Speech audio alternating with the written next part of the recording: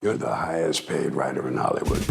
No studio will ever employ a member of the Communist Party. I thought you weren't allowed to write anymore. I'm just not allowed to put my name on it. We do the one thing everyone says we can't. We write.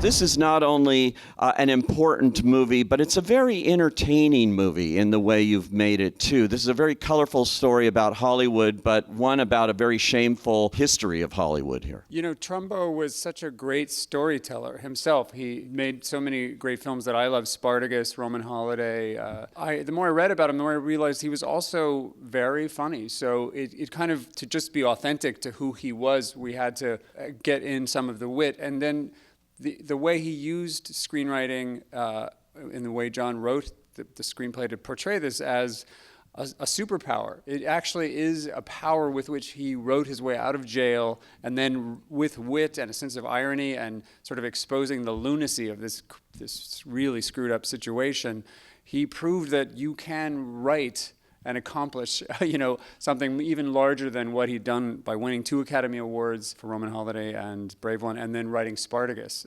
which really marked the end. And Exodus the same year. Exodus the same year, which both marked the end of the blacklist. Yeah. For Otto Preminger and Kirk Douglas, both taking credit for ending the blacklist with those 2 films in 1 year. Unbelievable. How did you come upon this to know this could be a film, first of all? I actually first heard the story of Dalton Trumbo's troubles in college 31 years ago. I had 3 professors in a course that I was actually only auditing. Ring Lardner Jr., Waldo Salt, and Ian McClellan Hunter. And one night, to try to kind of like suck up to Ian, I said to him how much I loved Roman Holiday. And he said, I did not write that film. That was written by my great friend Dalton Trumbo. And I said, who's Dalton Trumbo? And it took about 31 years to figure out his answer to a movie. How did you get the financing to get this thing done?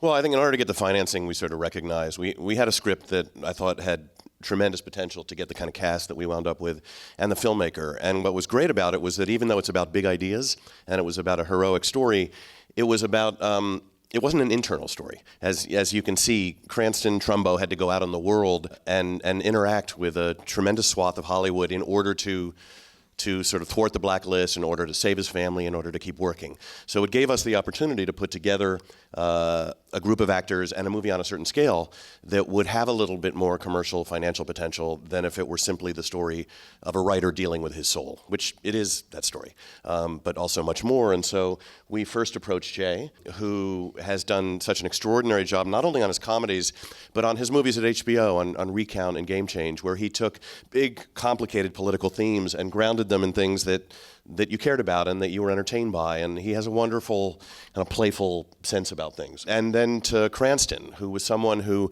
really galvanized other actors coming aboard. And it was exciting to people to act with Brian coming off of the television series. This was sort of his first bravura dramatic role in a film. And it allowed us to go to Diane Lane and to go to John Goodman and to go to Helen Mirren and put together a cast that started to make sense to financiers. Go away. When you hear me working, you don't knock. So the house is on fire? You don't want to know? I work in a bathtub, surrounded by water. Trumbo's whole strategy was every unemployable writer needs to be employed. And that was really his, I mean, it sounds incredible, like it's almost like a Danny Ocean movie. But it's true. I mean, his biographer and his daughters all said he was literally had a almost like military strategy for taking down the blacklist that took 13 years. Kirk Douglas saw this movie. You showed it to him, right? Was that nervous time to do that? It was, because I wanted so much to honor the incredible thing he did. He risked so much. He had so much money in Spartacus. He had so much of his company was tied up in Spartacus.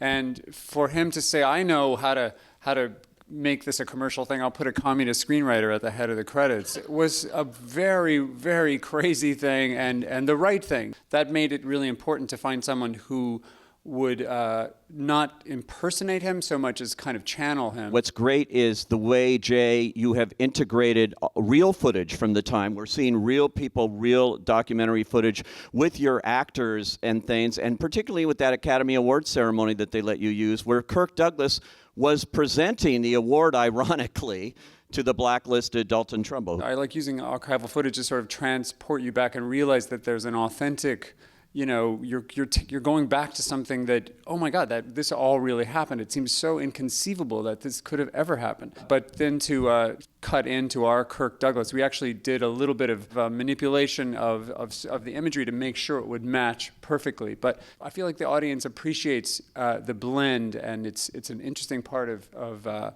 the marriage of some of the great choices that John made to dramatize it with a sense that you're really part of something.